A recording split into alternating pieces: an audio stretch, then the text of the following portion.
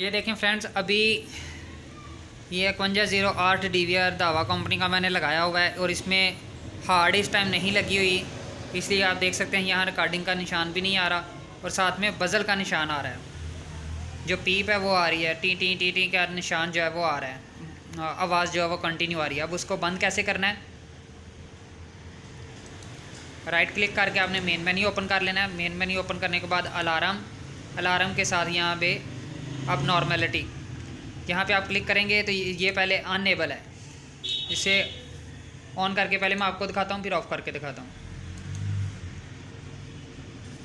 यहाँ पे ये बज़र ऑन और अप्लाई, ये अभी टीटी की आवाज़ आ रही है, मतलब कि ये इस चीज़ की इंडिकेशन दे रहा है कि ये अभी रिकॉर्डिंग नहीं हो रही।